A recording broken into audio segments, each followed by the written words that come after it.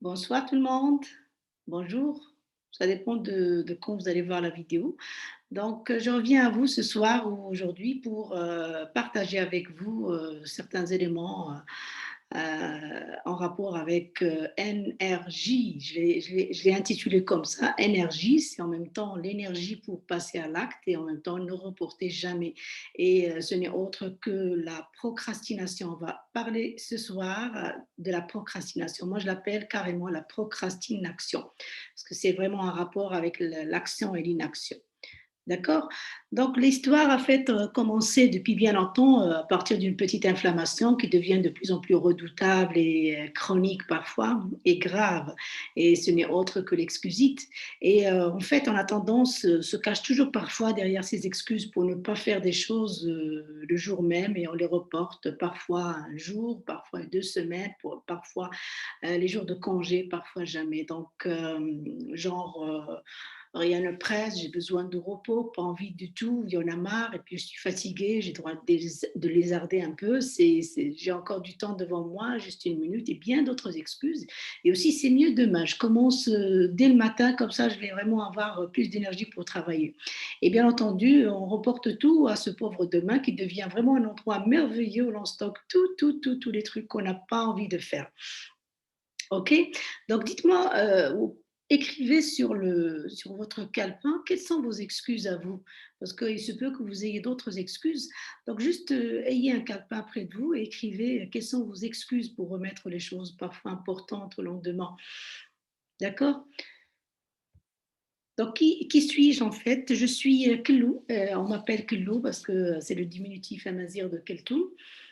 Je suis accompagnatrice des adultes à se reconnecter en fait à eux-mêmes à travers des outils énergético-quantiques et aussi art thérapeutique ECC. J'accompagne les enfants à partir de 6 ans et aussi les adolescents jusqu'à 18 ans pour le développement en fait, à développer leur potentiel créatif et aussi à développer leur confiance en eux. Et en plus, je suis une ex-procrastinatrice professionnelle et personnelle. Donc, et aussi, je procrastine parfois même maintenant, actuellement, je procrastine, mais j'en suis consciente, c'est-à-dire que je ne laisse pas les choses traîner, en fait.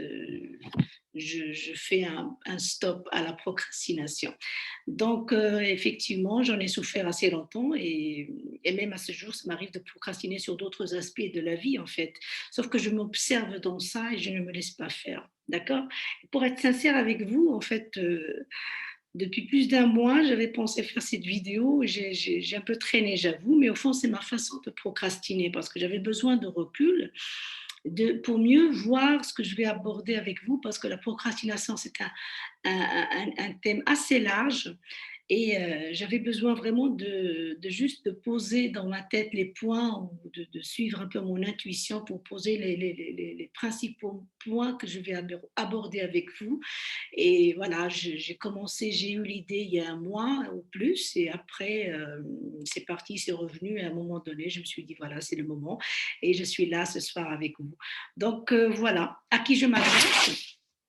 Bah, je m'adresse, aux personnes qui admettent qu'ils procrastinent et qui n'arrivent pas à s'en sortir, aux personnes qui n'ont pas conscience qu'ils procrastinent et ce sera une invitation pour eux à une prise de conscience, aux personnes qui se sentent coupables après chaque procrastination, aux personnes qui se cachent derrière les excuses et sont atteintes de l'inflammation du siècle, l'excusite, et aux procrastinateurs de manière générale, small, moyen, large ou XL. Hein, d'accord?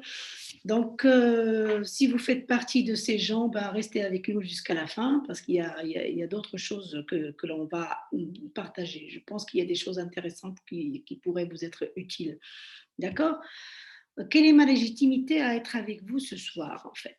Donc, ma légitimité, en fait, c'est quand je vous parle pourquoi je vous parle de ce sujet? Je suis ni psychologue, ni expert dans la procrastination, mais je parle en tant que personne qui a eu un vécu en tant qu'ex-procrastinatrice, comme j'ai dit tout à l'heure. Donc, ce thème, en fait, m'a choisi d'une part et d'autre part, je voulais partager mon vécu en tant qu'être humain suite à mon background éducatif et autres. J'ai également passé beaucoup de temps, justement, cloîtrée dans la procrastination et j'avais l'impression juste de reporter ma vie au week-end, aux vacances, aux jours de congé et j'ai failli remettre à jamais. Et je vous parle aussi en tant que thérapeute parce que dans le cadre de mes accompagnements, que ce soit en public, enfin en groupe ou en individuel, ben, j'ai rencontré plein de personnes qui souffraient justement de cette procrastination, surtout quand ça devient chronique. C'est pas reporter un rapport ou reporter une tâche au lendemain, mais parfois on reporte bien plus que ça. Donc, restez avec nous jusqu'à la fin. Vous allez avoir des éléments peut-être de réponse par rapport à votre procrastination. Donc, je vous demanderai vraiment voilà, d'avoir un petit calepin près de vous avec un stylo, mettre le téléphone off si possible, j'ai besoin de votre présence durant toute la vidéo et surtout de poser l'intention, c'est-à-dire avant de commencer cette vidéo, vous posez l'intention, voilà, je pose l'intention par exemple d'être vraiment à l'écoute de tout ce qui va être partagé et de prendre les éléments qui vont m'être utiles pour moi et pour les gens, les gens autour de moi. D'accord? Alors, c'est quoi déjà, je commencerai par une question. Est-ce que ça vous arrive de procrastiner? Alors, sur votre calepin, vous allez juste écrire parce que, comme j'ai dit la dernière fois, durant ma dernière vidéo, vraiment, il faudrait apprendre à écrire en fait les ressentis et à écrire répondre à toutes les questions qu'on a dans la tête, les mettre sur papier parce que vraiment, l'écriture, c'est une thérapie d'une part et d'autre part, ça permet de conscientiser des choses. Donc, c'est une prise de conscience. Tu peux compter sur ta mémoire, mais l'écriture, c'est bien plus que la mémoire. Vraiment, ça s'ancre en fait. Donc, écrivez sur votre calepin si ça vous dit, voilà, répondez à la question, est-ce que ça vous arrive de procrastiner? Et en plus de ça, voilà, comme ça, une réponse rapide sans trop réfléchir. Pensez-vous que vous êtes des procrastinateurs X, moyen, long ou XL, large ou XL? Donc, juste posez une réponse à ces deux questions et on y reviendra plus tard. D'accord? Alors, c'est quoi la procrastination en fait? Ben, j'ai fait un petit peu le tour un petit peu sur quelques sites sur Internet, juste pour avoir une idée sur la définition que l'on pose sur Internet. J'ai trouvé que presque c'est la même chose de manière générale. Donc la procrastination, c'est la tendance à remettre systématiquement au lendemain des actions, qu'elles soient limitées à un domaine précis de la vie quotidienne ou non. Mais le docteur Bruno Coles, en fait, il a posé comme définition, procrastiner vient du latin pro en avant et crastinus du lendemain, ce que l'on pourrait traduire comme le fait de remettre les choses au lendemain. Et sauf qu'avant, cela signifiait en fait, avant, cela, sauf qu'avant, cela signifiait en fait que euh, la procrastination, il y a longtemps, voulait dire ne pas se précipiter et ne pas faire preuve d'impulsivité. Et c'est vraiment intéressant de voir comment l'utilisation d'un terme comme la procrastination a doucement glissé de la sagesse à la paresse. Donc, à méditer, en fait, c'est intéressant de comprendre de pourquoi. Toujours dans le quoi, alors les psychologues Fouché, Siroïs et Timothy Psychil, ils ont avancé, après de longues études, sur la procrastination, que ça consiste à retarder intentionnellement l'accomplissement d'une tâche prévue malgré l'attente de conséquences négatives dans un futur moins proche. OK? Donc, la procrastination, finalement, n'est pas une simple tendance à reporter une action. Il y a quelques citations qui m'ont interpellée sur Internet sur la procrastination, notamment de Christopher Parker. La procrastination est comme une carte de crédit. C'est très amusant jusqu'à ce que vous receviez la facture. Intéressant. Benjamin Franklin dit: aimes-tu la vie? Alors ne gaspille pas ton temps car il est l'essence de la vie.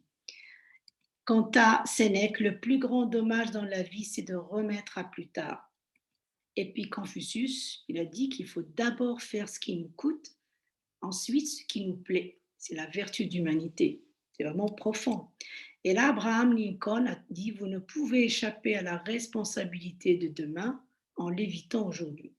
D'accord?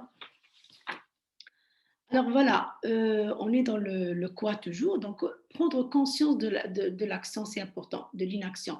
Donc se sortir de la procrastination commence par prendre conscience justement qu'on procrastine. Et après cela, quand on comprend pourquoi on procrastine, et ce n'est pas toujours facile, on peut la dépasser et réaliser nos objectifs ou tâches tranquillement sans avoir peur de reprendre la procrastination et aussi trouver les stratégies justes adaptées pour vous. Parce que il y a des stratégies qui vont être valables pour des personnes et des stratégies qui ne vont pas l'être. Donc vraiment, c'est important de trouver les stratégies justes pour soi. OK? Alors pourquoi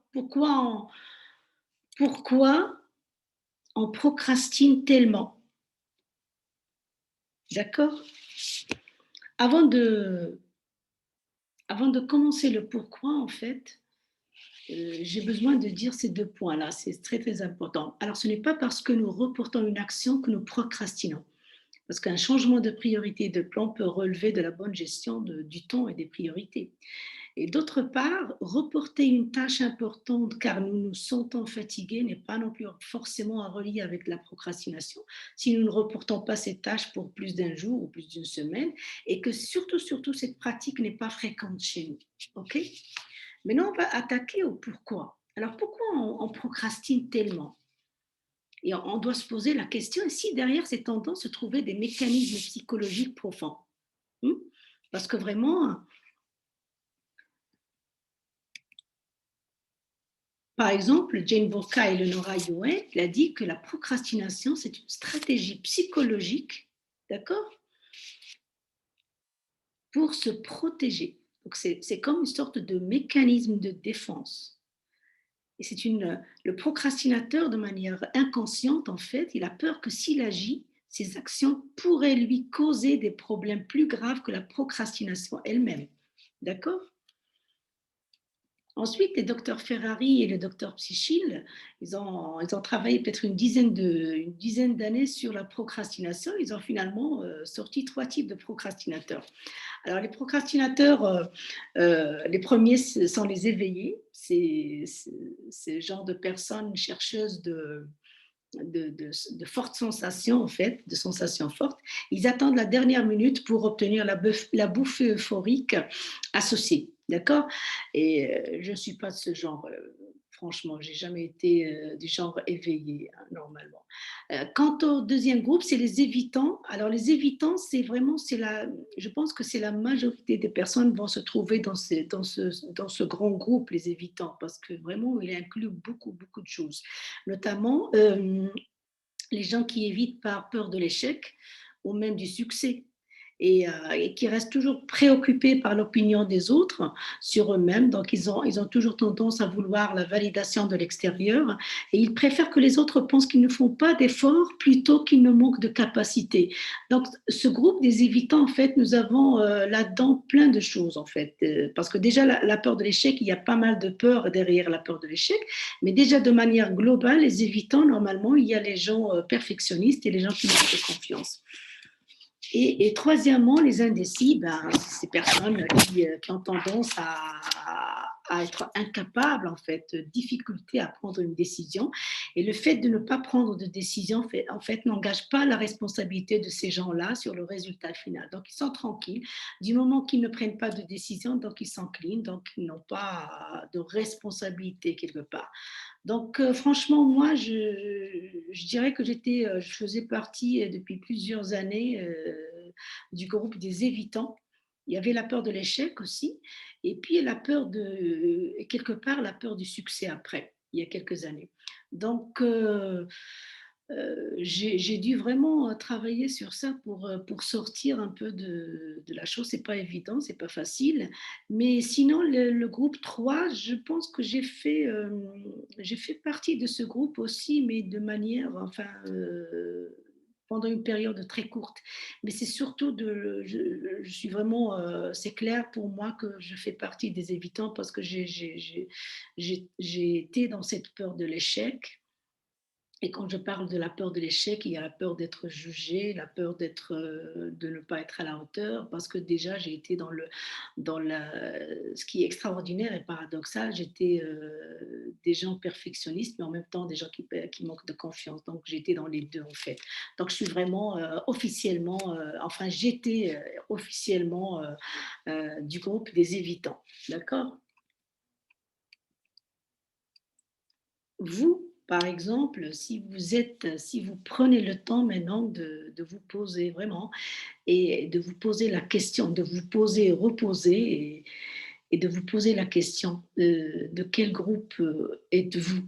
Est-ce que vous pensez que vous êtes du groupe des éveillés, chercheurs de sensations fortes, ou alors des groupes des évitants qui ont tendance à éviter de passer à l'action et préfèrent procrastiner par peur de l'échec ou par peur de réussite ou par peur, par d'autres peurs, ou alors vous êtes du groupe des indécis là qui est vraiment incapable de prendre une décision, ils restent dans la zone de confort tranquillement pour ne pas, voilà, pour ne pas être confronté à une décision. Écrivez sur votre calepin justement, juste vraiment, juste pour vous situer de manière globale. Vous appartenez à quel groupe? OK. Alors toujours dans le pourquoi, qu'est-ce qui se cache derrière la procrastination? Alors il y a une multitude de causes en fait à la procrastination, mais je vais parler vraiment principalement de trois causes en fait, pour ne pas être, parce que vraiment, comme j'ai dit tout à l'heure, l'état ou le sujet de procrastination est assez vaste et il y a un aspect psychologique qui est que je ne pourrais pas vraiment assurer sur tous les points, même si je suis thérapeute, mais il y a une multitude de causes. Moi, j'ai vraiment posé le point sur les principales causes, en fait, qui touchent la majorité des personnes. Donc, il y a la peur de l'échec, en premier lieu, et je pense que c'est ça la plus grosse peur, la peur de l'échec. Donc, c'est un mécanisme de défense, en fait, et ça concerne surtout les gens qui sont dans le perfectionnisme, mais aussi les gens qui ont manque de confiance. Il y a la peur de... Pardon. Et puis, il y a la peur du succès aussi. La peur du succès, à l'opposé à l'opposé de la peur de l'échec, la procrastination, dans ce cas, elle peut permettre d'éviter les conséquences négatives associées au succès, comme l'acceptation de responsabilités ou d'engagement, se sentir seul. Donc, c'est finalement, il y a une peur de changement derrière cette porte du succès, parce qu'on a tendance à se dire, voilà, si on réussit, ben, on aura plus de responsabilités, on aura plus d'engagement, on n'aura plus cette zone de confort, on aura plus de temps pour nous, peut-être on aura plus de temps pour notre famille, peut-être nos amis vont s'éloigner de plus en plus. Donc, vraiment, il y a et moi, personnellement, j'ai vécu les deux, la peur de l'échec et la peur du succès. Et c'est pas vraiment facile hein, de s'en sortir pour aller justement vers l'action. Ça prend du temps, mais une persévérance. D'accord. Donc, il y a troisième point, c'est le rapport au temps. Notre rapport au temps, c'est un élément assez pertinent aussi qui peut influencer la tendance à la procrastination. Notre perception du temps évolue selon l'étape de notre vie, d'accord. Quand nous sommes enfants, adolescents, adultes ou seniors, et nous vivons le temps de manière différente hein, d'une étape à une autre. Le problème, c'est que le risque est de rester coincé dans un certain rapport au temps, alors que nous sommes passés à une étape de notre vie.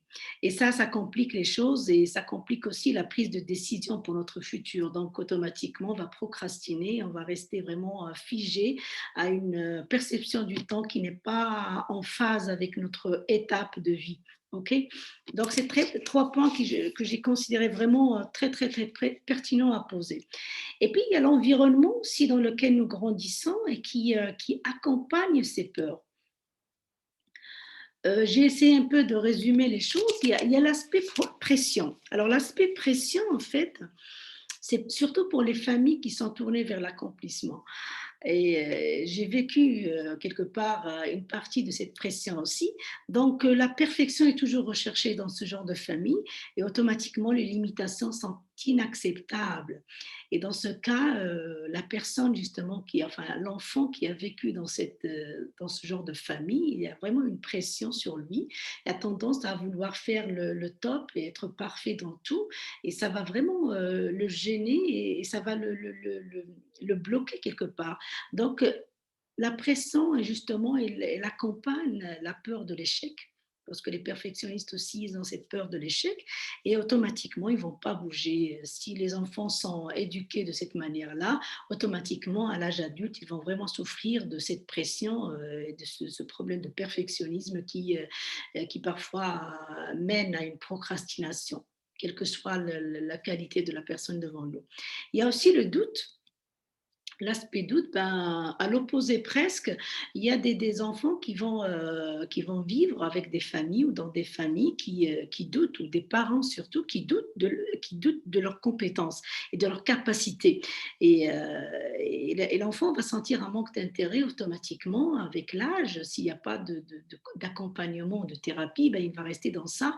Ben, nous aurons un adulte qui a un problème de manque de confiance, tout simplement. Et ce genre de personne, il a tendance à procrastiner parce que vraiment, il est toujours dans le doute de vouloir d'être vraiment à la hauteur et de bien faire. Et puis, il y a le contrôle ou l'attachement.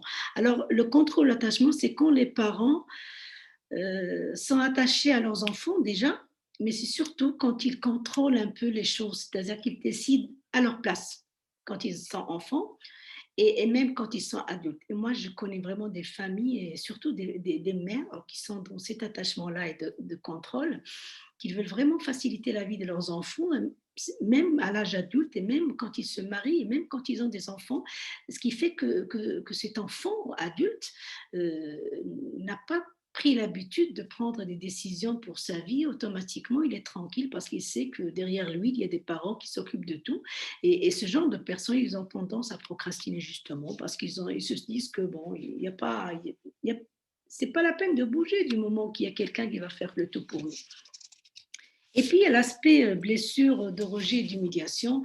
Et ce côté-là aussi, c'est très important parce que quand il y a des personnes qui souffrent déjà de blessures de rejet et d'humiliation, automatiquement, ils vont être dans la peur de l'échec. Donc, ils vont être vraiment bloqués, ils n'arrivent pas à passer à l'acte. Et automatiquement, nous aurons vraiment de la procrastination au top, que ce soit pour les gens qui ont la blessure de rejet ou les gens qui ont la blessure d'humiliation parce que vraiment, voilà, ils ont peur d'être rejetés parce que s'ils commettent une erreur, ben, ils vont être rejetés. Et ils ont peur d'être humiliés aussi, donc automatiquement, ils préfèrent rester à l'écart et ne pas agir. Et ça donne vraiment une procrastination parfois chronique ou aiguë. OK. Je vais vous poser quelques questions maintenant et vous prenez votre calepin pour y répondre. La première question, est-ce que vous procrastinez par amour ou par peur? Parce que voyez-vous, il y a la procrastination par amour, c'est pas vraiment une procrastination aiguë ou compliquée, et la procrastination dont on a parlé tout à l'heure, c'est par peur.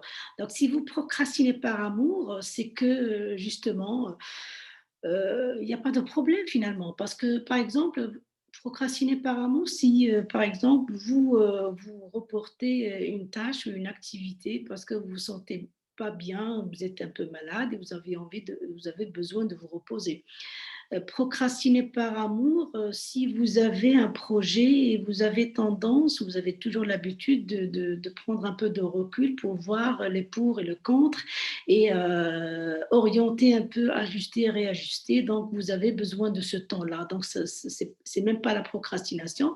Mais si on parle de procrastination en termes de report ou de remettre les choses au lendemain, ben, quand il s'agit de la procrastination par amour, c'est très, très, très favorable. C'est-à-dire, c'est pas grave. Alors, si vous êtes du genre de personne qui procrastine par amour, c'est OK. Mais si vous procrastinez par peur, alors prenez le temps quand même de répondre à ces questions-là. Quelles sont les peurs qui animent votre procrastination? Quelles sont les peurs qui animent votre procrastination? Est-ce que c'est la peur de l'échec? Et derrière elle, d'autres peurs, notamment la peur d'être jugé, la peur d'être humilié, la peur d'être rejeté, la peur de ne pas bien faire, la peur de ne pas être à la hauteur. quelles sont les peurs qui animent votre procrastination? Prenez un temps d'honnêteté et d'authenticité avec vous et écrivez vraiment quelles sont les peurs qui animent votre procrastination. Est-ce que vous êtes ou vous avez vécu dans un environnement comme ceux dont on a parlé tout à l'heure? Est-ce que vous avez subi de la pression ou du doute ou du contrôle attachement? Écrivez vraiment juste pour conscientiser un peu et pour mieux comprendre votre procrastination. Juste écrivez ce qui vous vient à la tête sans trop réfléchir.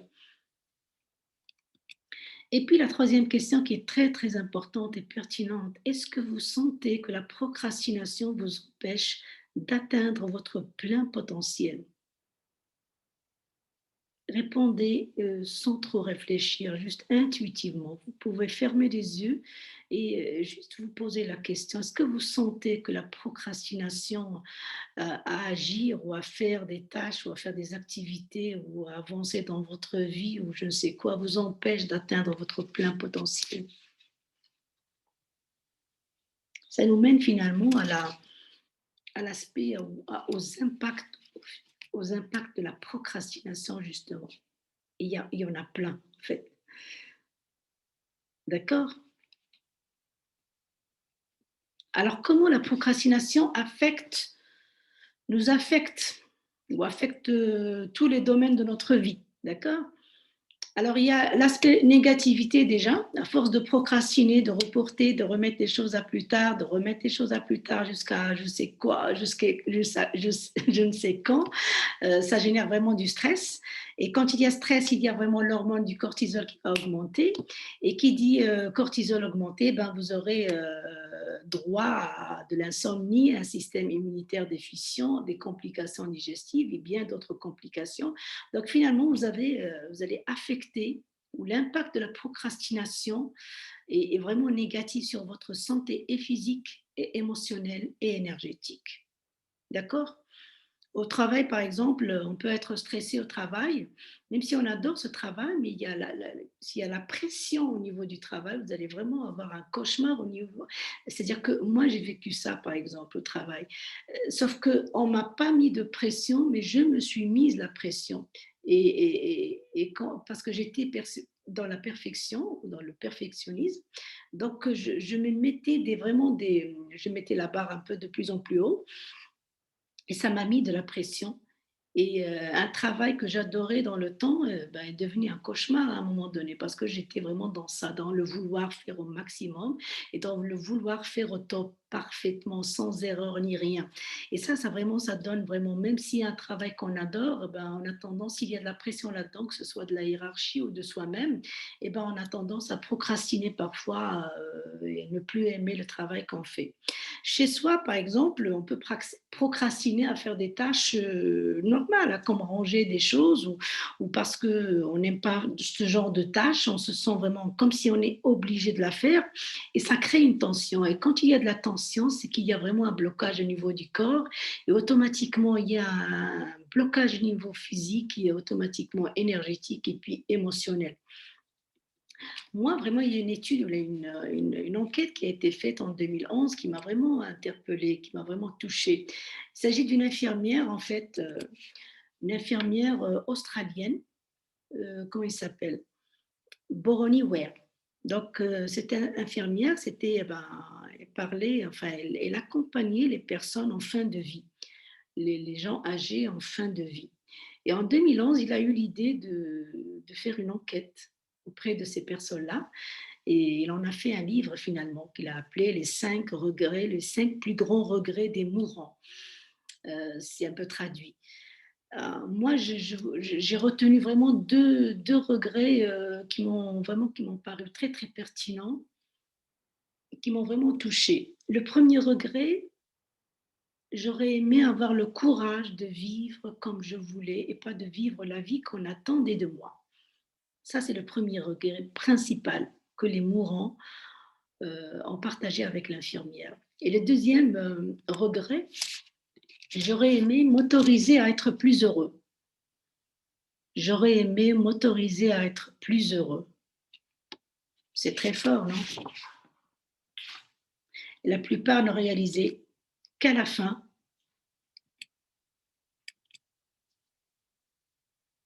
La plupart ne réalisaient qu'à la fin qu'ils avaient le choix d'être heureux, que le bonheur était un choix.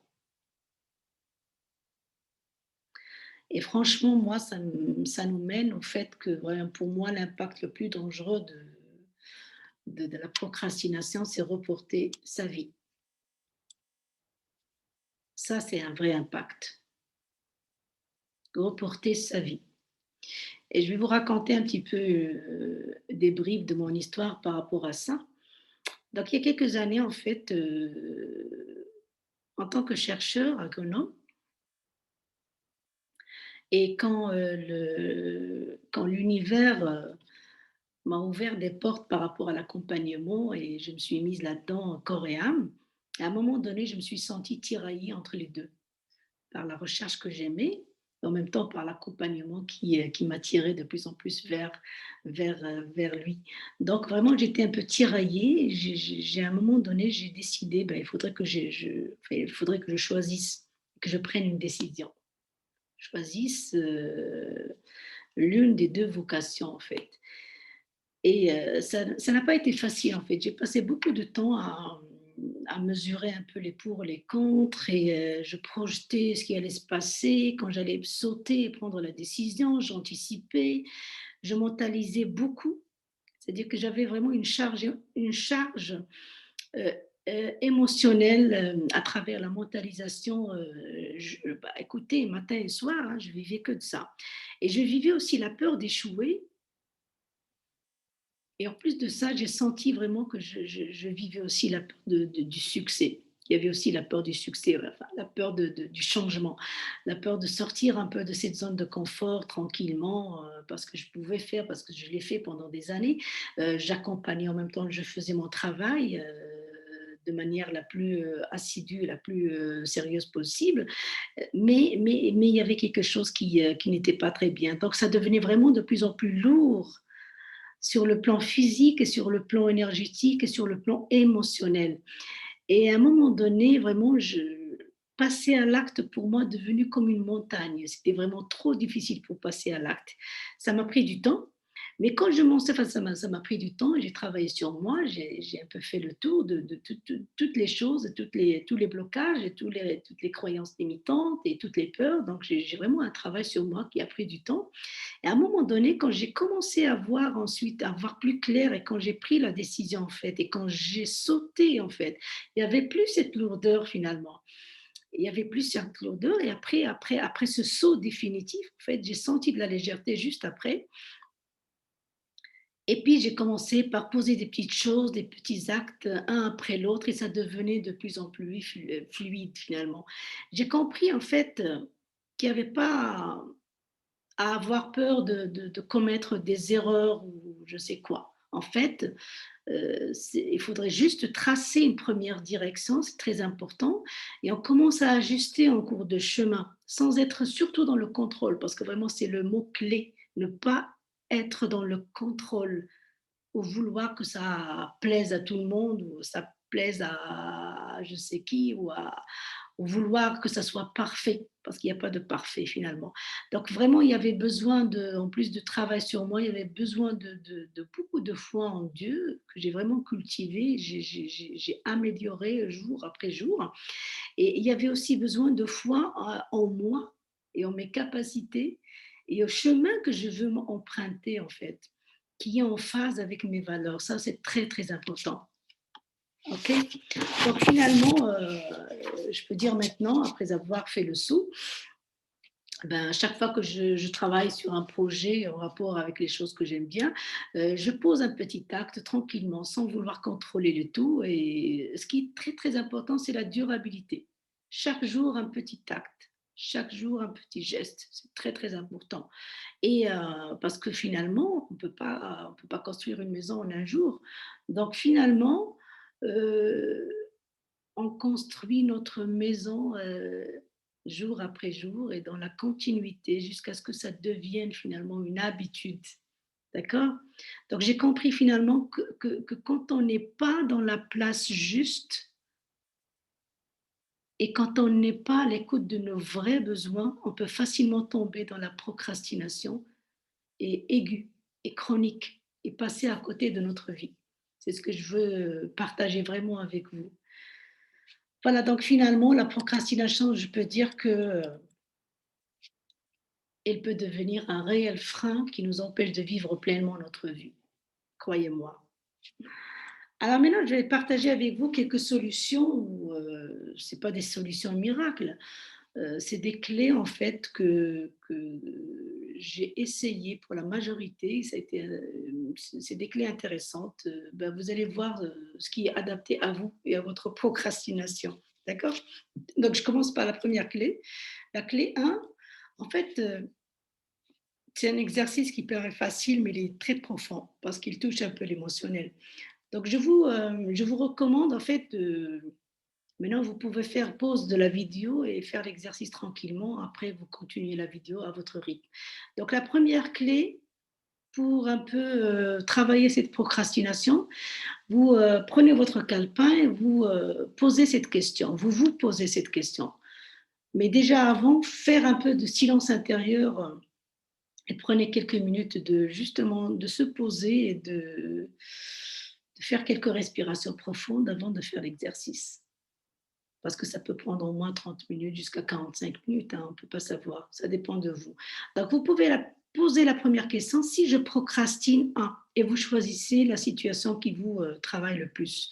Par exemple, si je procrastine à suivre un régime, si je procrastine à faire ce travail, si je procrastine à quitter mon travail, si je procrastine à commencer un nouveau travail, si je procrastine à me séparer ou me marier ou je sais quoi, donc vous prenez une situation qui vous est proche. Donc si je procrastine un, qu'est-ce que je perds? Et vous écrivez tout ce qui vous vient par la tête, mais vraiment tout. Si je procrastine un, et vous mettez l'action, qu'est-ce que je perds? Après avoir fini, alors je vous demanderai après de fermer votre calepin et d'aller mettre une musique un peu rythmée et d'essayer de danser avec tout votre corps, de bouger le corps, mais vraiment pour changer de vibration, parce que la première question peut générer des émotions, parce qu'il y a de la perte dans les choses. Pardon. Donc, vous prenez, vous écoutez une musique magnifique et commencez à danser, mais vraiment fort, pour vraiment sortir toutes les tensions et en même temps augmenter votre vibration. OK? Une fois fait, vous pouvez le faire pendant au moins un quart d'heure, hein, ça peut ne faire que du bien. Donc, soit vous faites ça, vous dansez, soit vous voyez, ben, je ne sais pas moi, vous suivez un sketch ou quelque chose qui va vous faire rire, vous allez vraiment augmenter votre vibration. Après quoi, vous allez revenir à votre calepin et vous poser pendant quelques secondes juste pour avoir une respiration normale et vous posez la deuxième question. Si je ne me procrastine pas à, et vous écrivez la même situation de début et j'agis au lieu de remettre, qu'est-ce que je gagne? Si je ne me procrastine pas à suivre un régime, à changer de travail, changer de vie, je ne sais pas, et j'agis au lieu de remettre, qu'est-ce que je gagne? Et vous écrivez tout ce que vous pouvez imaginer parce que vous aurez beaucoup de choses à écrire là. Si vous procrastinez pas à faire ce que vous devez faire, eh ben, vous agissez au lieu de remettre les choses au lendemain ou à plus tard ou à jamais, qu'est-ce que vous gagnez?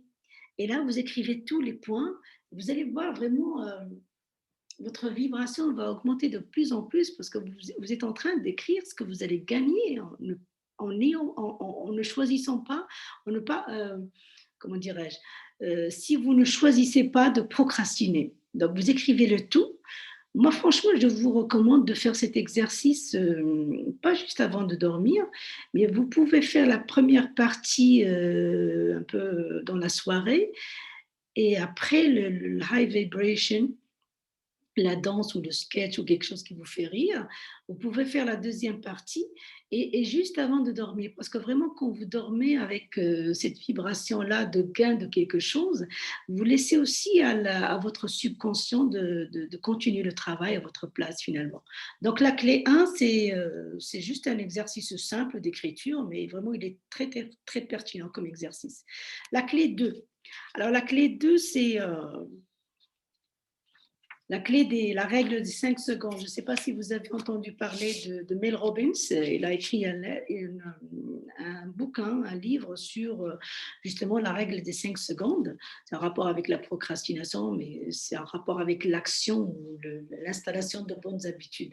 Donc, la règle des 5 secondes, c'est très simple. Je l'ai essayé, mais je pense que cette règle, il est plutôt valable, surtout pour les procrastinations X. Je dirais small, moyenne, c'est-à-dire que pas pour les grandes procrastinations qui durent des années. Donc, pour les choses, par exemple, des tâches que vous reportez, je ne sais pas, la méditation que vous voulez faire à 9h ou 9h30, votre prière, vous faites le ménage, je ne sais pas moi, n'importe quoi vous pouvez faire, mais vraiment vous lâchez, vous vous laissez aller un peu par les YouTube et les réseaux sociaux. Alors là, vous pouvez utiliser cette règle, elle est très très sympathique et simple. Il s'agit en fait de décompter de 5 à 0. Et à 0, vous bougez physiquement pour passer de l'idée à l'action. Ça active votre lobe préfrontal et c'est en bougeant rapidement que le cerveau va s'adapter à la nouvelle habitude qui est l'action tout en se débarrassant de l'inaction. Donc, très simple comme exercice en fait. C'est-à-dire que voilà, vous êtes allongé et vous n'arrivez même pas à vous lever pour faire la tâche que vous devez faire finalement, surtout si c'est urgent ou si c'est vraiment important. Ben, vous dites 5, 4, 3, 2, 1, 0 et dans le zéro, vous bougez physiquement. C'est vraiment ça, ça réussit sur tous les coups. Hein. Juste essayer. Et alors, cette clé-là, c'est à répéter sans modération. C'est-à-dire que si vous n'allez pas la faire une fois par jour et vous dites, voilà, j'ai essayé, ça n'a pas marché. Ah non, vous la faites sur toutes les situations que vous allez rencontrer durant la journée. Et vous répétez, vous répétez, vous répétez. C'est vraiment, si vous avez l'occasion de lire son livre, ben, c'est une bonne chose. Comme ça, vous allez comprendre le pourquoi de cette règle et les comment. OK. La clé 3, c'est la loi du toxé. La loi du toxé, bon, les perfectionnistes, comme j'étais, s'efforcent à être, enfin, en tendance à être toujours dans le high standard et tendent à vouloir être le meilleur dans tout, d'accord? Ils tendent à développer le tout ou rien en passant à l'extrême. Par exemple, ma performance est top ou nulle. Je fais les choses à la perfection ou je ne fais pas. Alors, comme résultat, ils vont développer la peur de l'échec, sauf que la perfection, finalement, il est impossible à atteindre. On est d'accord. Donc, ils procrastinent et reportent leurs actions car ils sentent qu'ils ne vont pas bien faire, en fait. Ils attendent jusqu'au bon moment pour eux, ce moment parfait où ils ne peuvent pas échouer. Ben, ce moment juste où le bon moment n'arrive vraiment pas, ou tarde beaucoup, ou ne vient jamais. Donc, l'idée, en fait, c'est de changer la loi du tout ou rien que les perfectionnistes suivent par la loi du tout ou quelque chose, tout simplement. Donc, c'est un exercice justement aussi à faire. Ben, tous les exercices ou toutes les clés que je vous propose ici, ils ont besoin de la répétition et de la pratique et la pratique, et toujours la pratique.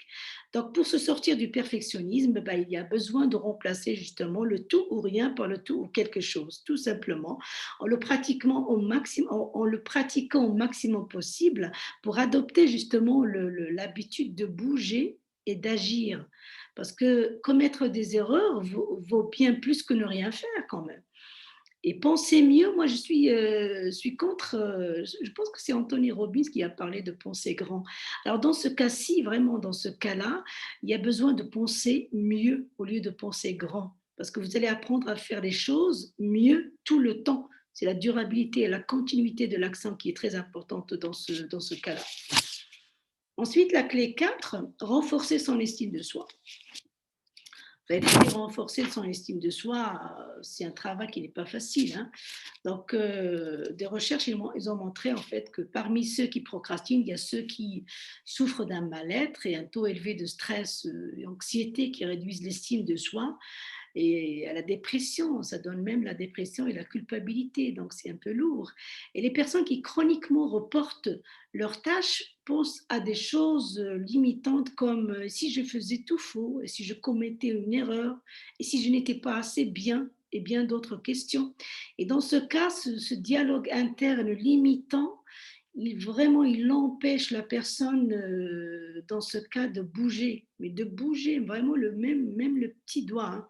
Donc les procrastinateurs dans ce cas donnent plus d'importance à la validation de l'extérieur malheureusement et puis finalement ils n'ont qu'une seule solution, c'est vraiment renforcer leur estime de soi ou récupérer ou reprendre leur estime de soi et c'est pas un travail facile, c'est un long processus en fait de vie. Et pour se sortir de cela, bah, il y a besoin de commencer déjà par aller voir la source. La source. Qu'est-ce qui fait qu'ils manquent de confiance en eux? Et peut-être qu'ils ont besoin de thérapeutes, d'accompagnants pour mieux comprendre leurs problèmes avant de justement, pour justement dans le sens de renforcer leur estime de soi. Donc, mais en attendant ou entre-temps, bah, ils pourraient déjà être entourés de personnes positives et motivantes et motivées, qui vont les aider à garder cette motivation en eux et cette, envie de passer à l'acte, par le copier-coller. Parce que c'est important d'être entouré par des personnes motivantes, ça aide énormément, hein, je dois vous dire. Et puis il y a l'aspect supervision parce que se peut la supervision, c'est pas avoir un professeur ou un superviseur, au-dessus de votre tête à vous demander qu'est-ce que vous avez fait, comment vous avez fait, il faut que vous avancez. Non, non, non. Un superviseur, ça peut être un parent, ça peut être un oncle, ça peut être un membre de la famille tout simplement, ça peut être un ami et juste là, être, toujours présent et de temps en temps, peut-être vous appeler, vous dire: «Voilà, est-ce que vous avez avancé? Je vous encourage, allez, c'est possible, tout est OK, vous êtes vraiment génial, vous faites beaucoup d'efforts». Donc, c'est important d'avoir ce genre de supervision toujours derrière, c'est très important. Alors, pour la clé 5, c'est se focuser sur le moment juste.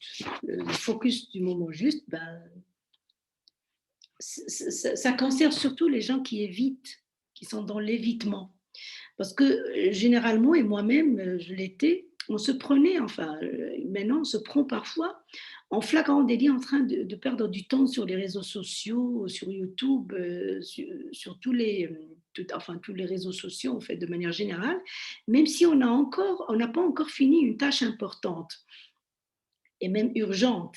Donc, moi, franchement, personnellement, je ne comprends pas pourquoi les gens ont tendance à consulter leur boîte email à chaque bout de champ. Je ne sais pas, j'ai l'impression qu'ils attendent un email toute urgence là.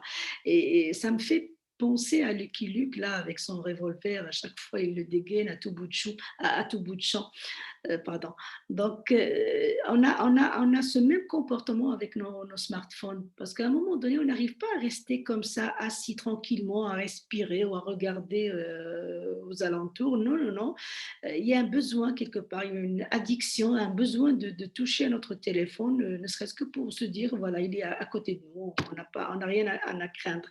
Donc, c'est comme Luculique là qui dégaine son revolver à tout bout de champ. Donc, les statistiques, ils ont montré que les utilisateurs des réseaux sociaux passent au moins 2 heures sur les réseaux sociaux. Moi, je connais des personnes qui passent presque 24 heures hein, dans les réseaux sociaux. Et c'est même pas pour leur travail ou pour améliorer quelque chose, c'est juste pour voir voilà, les histoires des uns et des autres. Donc, se focuser sur les tâches dans ce cas, se focuser sur les tâches non prioritaires, et moins urgente, plus facile et plus plaisante, est une forme d'évitement inconscient. Donc, ce genre de personnes tendent à préférer le plaisir instantané au progrès du moyen ou du long terme. Et après, ben, on va tomber dans la démotivation, dans l'anxiété et dans les impacts dont on a parlé tout à l'heure, et parfois la culpabilité aussi. Donc, il faut vraiment identifier dans ce cas-là, il faut vraiment, je vous recommande et je vous invite à identifier un moment de la journée où vous êtes le plus efficient. Par exemple, moi, je suis efficiente ben, le matin très de bonne heure en fait. Donc je fais ma prière et après je peux travailler 1 heure ou deux et ensuite me reposer, ensuite je reprends. Mais c'est surtout le matin où je suis, et c'est surtout le matin justement où les vibrations sont très élevées après un bon sommeil. Vous pouvez travailler le matin, c'est très très très vraiment bénéfique hein, sur le plan santé, sur tous les plans. Mais si vous avez un moment, hein, ça peut être le soir aussi, si vous avez un moment où vous êtes vraiment où l'énergie elle est au top, ben profitez de ce moment-là pour vous attaquez en fait aux tâches que vous voyez difficiles à ce moment-là. Et puis, vous laissez les autres choses à plus tard. OK? Et puis, la clé 6, c'est les distractions. Et on en a tellement géré les distractions. Donc, c'est en rapport avec, en fait, quand il y a un problème de concentration, ben, on a tendance justement à procrastiner parce que, voilà, on commence un travail, mais on a un téléphone, on a une télévision, on a des personnes tout près de nous, donc on n'est pas concentré sur le travail. Et on a tendance à laisser le travail de côté et finir les choses un peu je dirais pas inutile, mais moins urgente en fait. Donc les psychologues déjà, ils ont trouvé un fort lien entre la difficulté à se concentrer et la procrastination elle-même. Donc carrément, hein, parce que se dire, voilà, se poser la question tranquillement, est-ce que c'est important ce que je suis en train de faire? Est-ce que c'est important ce que je suis en train ce que je dois faire en fait? Est-ce que cette activité, elle est importante pour moi sur le plan santé, sur le plan financier, sur le plan familial? Si oui, alors il n'y a pas 36 000 solutions en fait. Ben, il faudrait gérer les distractions. C'est une décision à prendre, c'est un choix à faire en fait. Pour cela, c'est facile. Hein. On peut s'éloigner de toutes les distractions et les interruptions possibles, notamment en mettant le téléphone, par exemple, en silencieux ou le mettre carrément dans une autre pièce, comme je fais moi-même. Ben, je me dis le matin, je vais travailler, donc je vais mettre le téléphone off ou alors carrément, je l'éloigne le maximum possible de près de moi. Se mettre dans une place, dans une pièce où il n'y a pas de distraction déjà, il y a pas de télévision, il y a pas de gens, il y a personne pour pouvoir quand même travailler, pendant une période. Se dire: «Voilà, je vais travailler au moins pendant 2 heures continues, sans téléphone, sans distraction. Ensuite, je peux me permettre une distraction ou je peux me permettre un repos ou une pause où je fais ce que je veux. Après, je reprends». Mais quand même, quand vous décidez de travailler ou de passer à l'action, faites-le en étant sûr que toutes les distractions sont très très loin. D'accord.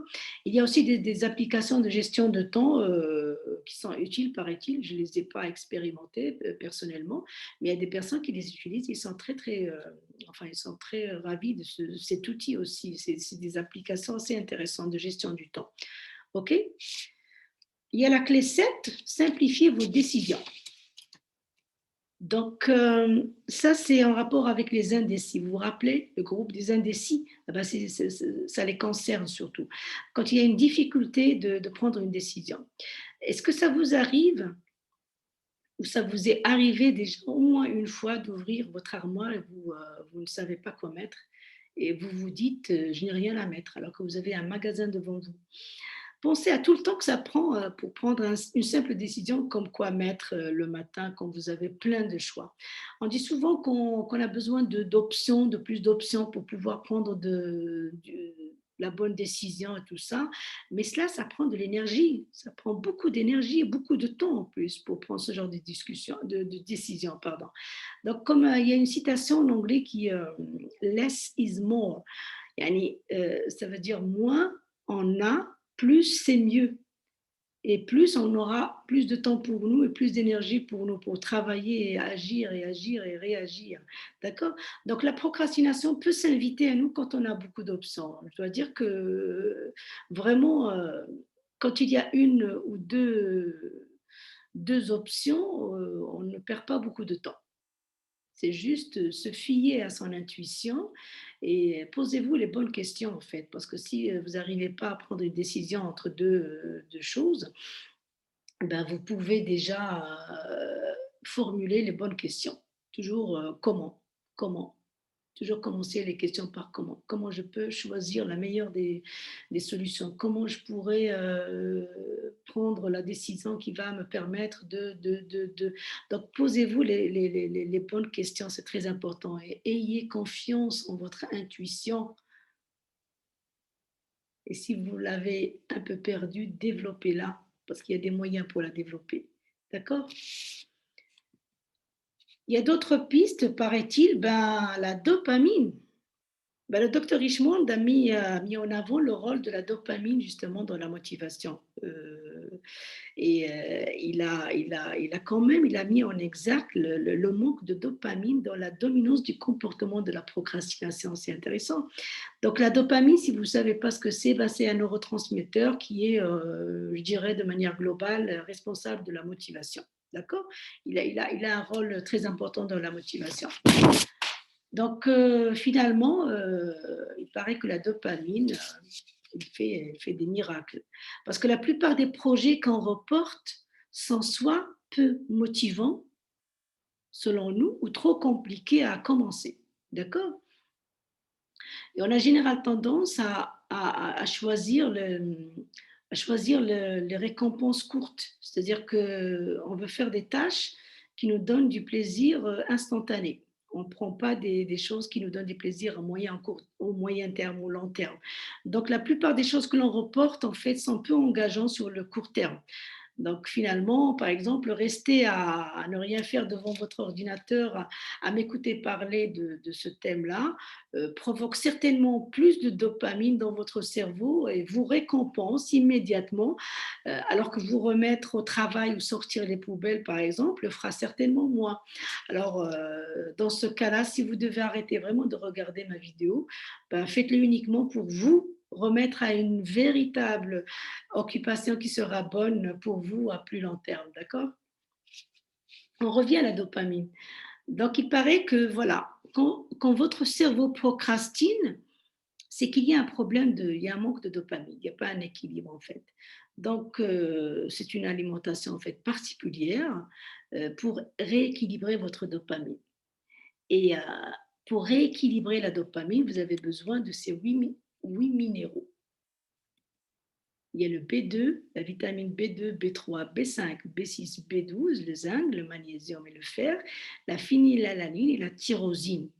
Donc finalement, si vous sentez que vous procrastinez, ben, commencez déjà par faire un bilan sanguin. Pardon. Vous allez voir si déjà vous avez un équilibre de la dopamine, parce que la dopamine est responsable de la motivation. Donc, parce que si vous êtes motivé, vous n'allez pas procrastiner. Donc, si vous avez un équilibre, vous avez une dopamine élevée, donc c'est que vous avez ces 8 minéraux dans votre alimentation. D'accord. Donc, faites le bilan sanguin et voyez si vous avez ces 8 minéraux. Déjà comme ça, ça va lever le sentiment de culpabilité chez les personnes qui croient qu'ils sont responsables. Mais si vous trouvez que tout est OK, vous avez un équilibre de la dopamine et vous procrastinez quand même, ben dans ce cas, vous allez chercher un peu la source et vous allez un peu plus dans les profondeurs pour mieux comprendre et ben revenir aux peurs et tout ce que nous avons vu auparavant. OK. Voilà, nous allons finalement conclure maintenant par, c'est une constatation vraiment extraordinaire, je pense que tout le monde peut être d'accord avec moi, que toujours, tout ce que nous sommes en train de faire ou ne pas faire tourne autour de l'amour de soi. Donc, soit il y a l'amour, soit il y a la peur en fait, d'accord? Moi, j'ai vraiment envie de vous recommander de vous observer à chaque fois. Si vous sentez la plus petite culpabilité après une procrastination, c'est qu'il y a une peur derrière, c'est pas de l'amour. D'accord? Je finirai par vous dire en fait, heu, s'aimer, c'est écouter justement ses besoins.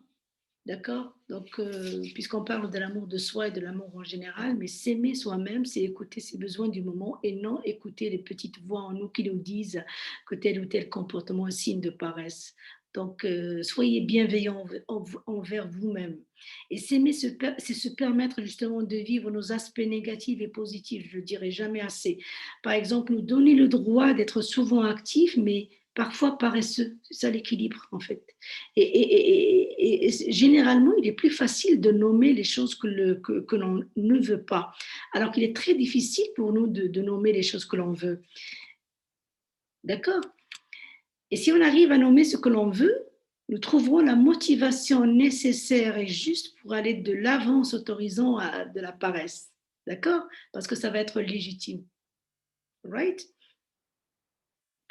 Donc, on peut franchement maintenir cette motivation en nous nous posant toujours les bonnes questions. Par exemple, je ne sais pas moi, quelle est ma motivation pour être en bonne santé, par exemple?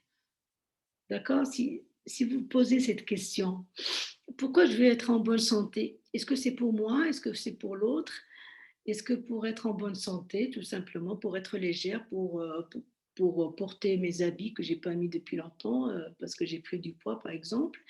Ou alors, quand vous dites: «Je veux être en bonne santé», c'est pas parce que j'ai peur de mourir ou alors j'ai peur d'être dépendante ou j'ai peur d'être, tombée malade et là, il y a de la peur derrière. Donc allez voir, ce qu'il y a derrière cette peur-là, parce qu'il y a toujours quelque chose qui est derrière, que ce soit, depuis l'enfance ou alors carrément des aspects transgénérationnels qui a besoin d'aller visiter un peu.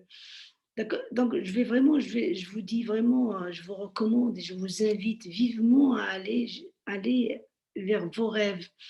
Allez-y, si vous avez un rêve, allez-y, commencez par une petite action. Il suffit de transcender la peur ou les peurs que vous avez d'échouer ou de réussir. Vous allez vous rendre compte en vous tournant après pour voir et vous dire: «Mais qu'est-ce que j'ai perdu de temps à reporter des choses essentielles dans ma vie?» Il y a une citation de Dalai Lama que je la cite souvent en fait: «Change un geste et tu transformeras une habitude.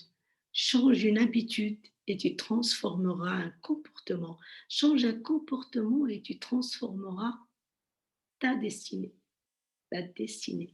Donc un petit geste posé, c'est un acte posé et de cette façon-là, il n'y a que de cette façon-là qu'on va prendre le pouvoir sur nous et devenir finalement l'artiste ou l'acteur de notre vie. Donc, je vais passer à mon premier bonus qui est une visualisation en rapport avec le thème. Donc, je vous demanderai de juste vous poser et ben, vous préparer pour une visualisation qui va vous détendre déjà et en plus va régler certains petits problèmes en rapport avec la procrastination. Donc, je vous demande de vous poser et vous reposer. Et mettez-vous dans une posture qui vous est surtout agréable.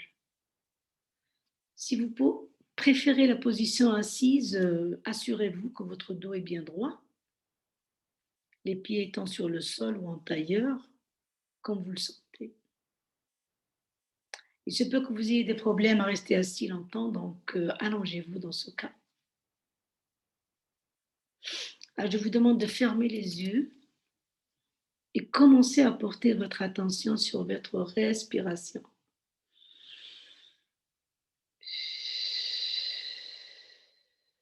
Prenez 2 profondes respirations en inspirant et en expirant du nez.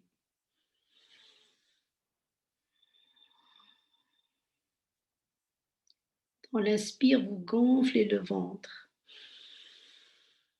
et dans l'expire, vous dégonflez le ventre. Sentez l'air frais qui rentre par vos narines et visualisez-le comme un nuage blanc. Et sentez l'air chaud et humide qui sort de vos narines tel un nuage gris. Inspirez la détente et expirez toutes les tensions du corps. Expirez toutes les tensions du corps durant cette journée ou durant cette semaine. Lâchez-vous, baissez les armes. Vous êtes en l'ici maintenant. Allégez vos épaules et baissez vraiment les armes. Lâchez tout. Vous sentez chaque partie de votre corps se poser et se détendre lentement et lourdement du sommet de la tête jusqu'à vos orteils.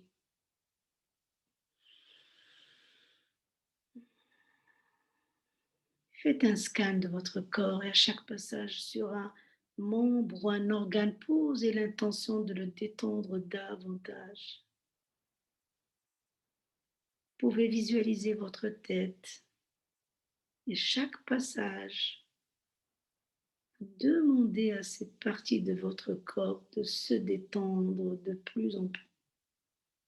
Faites un passage au niveau des yeux, au niveau du nez, au niveau des joues, les oreilles, la bouche. Et tout en gardant une respiration naturelle, vous descendez encore au niveau de votre gorge et au niveau de votre cou. Ensuite, vos épaules. Détendez vos épaules. Le haut de votre dos avec le thorax. Et descendez en demandant à chaque partie de votre corps de se détendre. Passez par le système digestif. Passez au niveau du dos, au bas du dos, au niveau de la ceinture lombaire, en demandant cette partie de se détendre encore et encore. Toujours en gardant une respiration naturelle, vous descendez encore au niveau des cuisses, des genoux, les mollets, les chevilles, puis les orteils. Là, vous êtes totalement relaxé, vous êtes totalement détendu. Et là, je vous demande de penser à une situation de procrastination qui vous pèse et dont vous êtes conscient. Ou une procrastination que vous vivez actuellement. Commencez par prendre 2 profondes respirations et visualisez la situation devant vous, comme si vous regardez un film. Vivez cette situation, sentez-la, vivez-la. Imprégnez-vous de cet état de procrastination. Vivez cette situation de procrastination pleinement.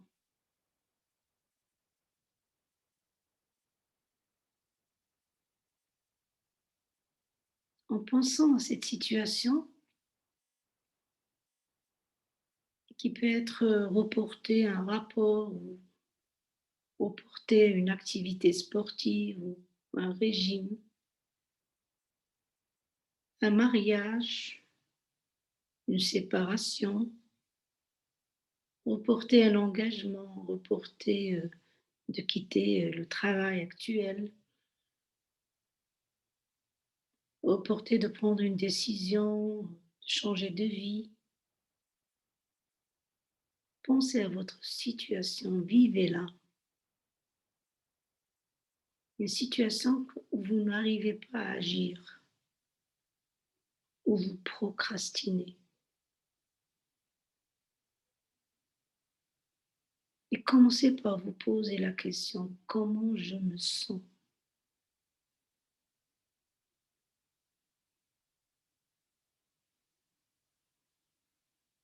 En pensant à cette situation, bien sûr.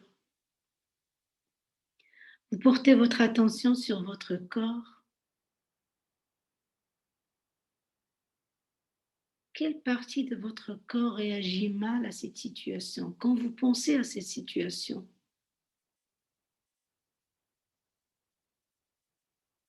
est-ce que vous sentez un malaise quelque part? Posez le regard sur votre corps. En pensant à cette situation, en la vivant avec émotion, est-ce que vous sentez un malaise dans votre tête, au niveau de votre gorge, ou alors au niveau de votre estomac, ou votre cœur, ou ailleurs? Posez le regard sur votre corps et vivez la situation où vous procrastinez et sentez à quel niveau vous sentez un inconfort.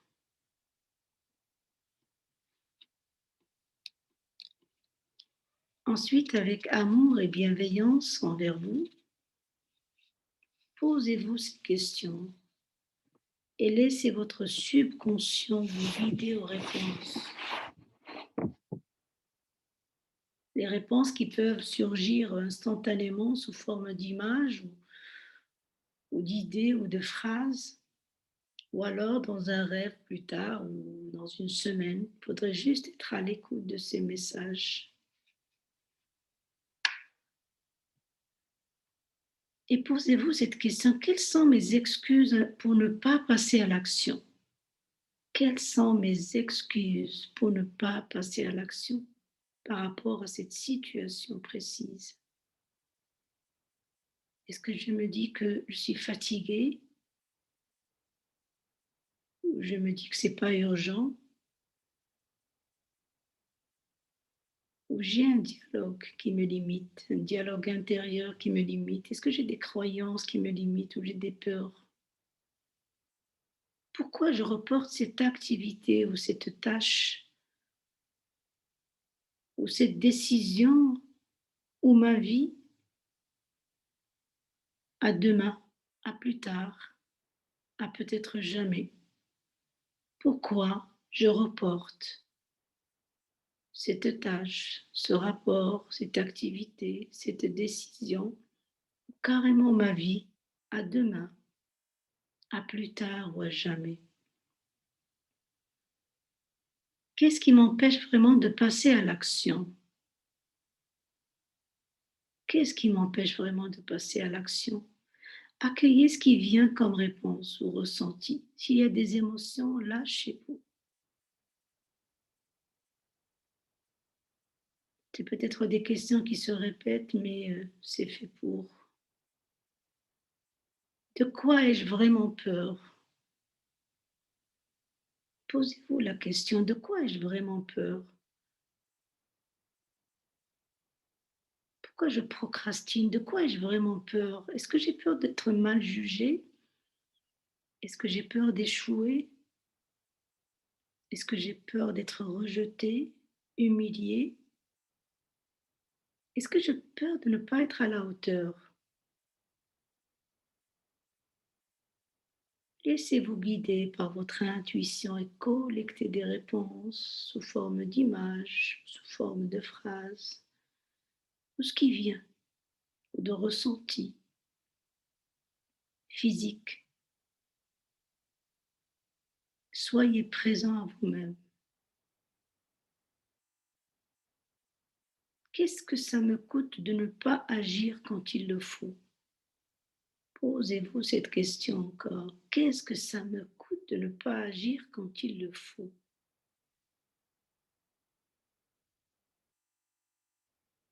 Qu'est-ce que ça me coûte de ne pas agir quand il le faut?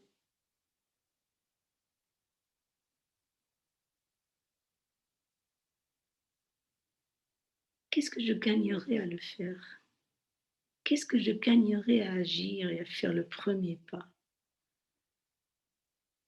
Qu'est-ce que je gagnerais à agir et à faire le premier pas?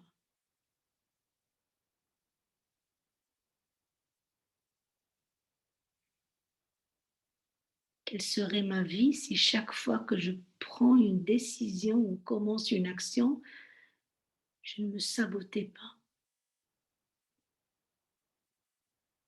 Quelle serait ma vie si chaque fois que je prends une décision ou je commence une action, je ne me sabotais pas?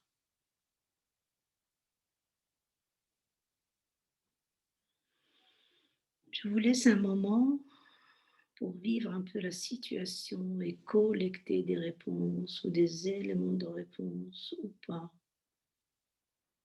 Je vous invite vivement à rester à l'écoute de ce qui va venir, ce qui va surgir maintenant ou plus tard, que ce soit dans vos rêves, dans les messages que vous pouvez recevoir sur plein de niveaux. Il suffit juste d'être à l'écoute.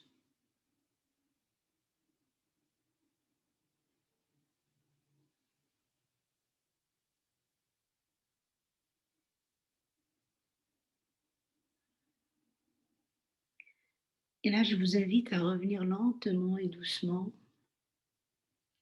à la conscience de votre corps, posé dans la pièce où vous êtes, et de commencer à bouger vos pieds, Commençons par bouger les orteils, votre bassin, puis le haut de votre corps. Ensuite, la tête.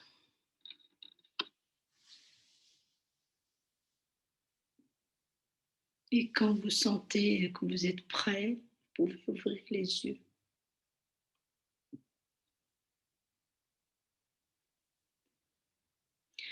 Je vous invite dès demain et pendant une semaine à jouer à ce jeu-là, qui va vraiment augmenter votre niveau de conscience et c'est très efficace comme exercice. Si vous le faites souvent et si vous ne procrastinez pas à le faire, très intéressant comme exercice.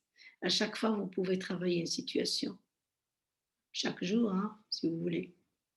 Et vous choisissez l'exercice en fait qui vous parle le plus.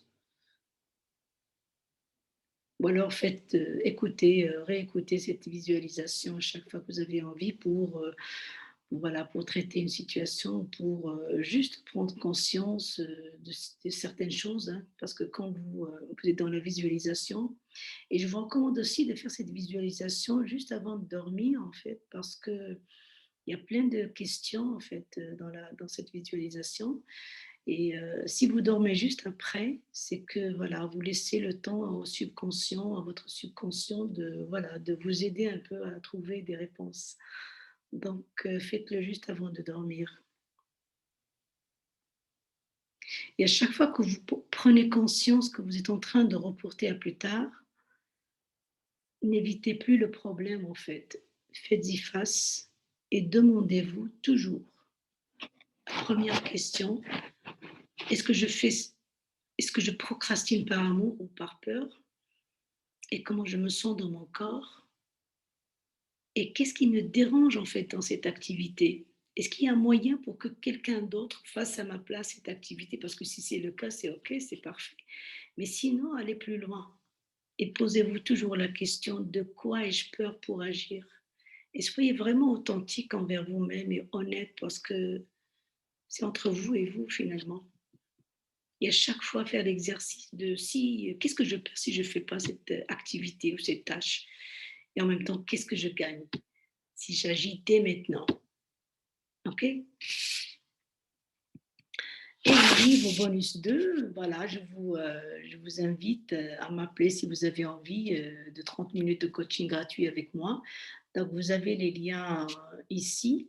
Vous pouvez visiter ma page d'offres ou alors carrément ma page Facebook. Ben, je vous mettrai tous ces liens au-dessous de la vidéo, comme ça vous pouvez cliquer directement et vous retrouverez dans la page voulue. Donc, je vous dis à bientôt, bonne soirée et merci.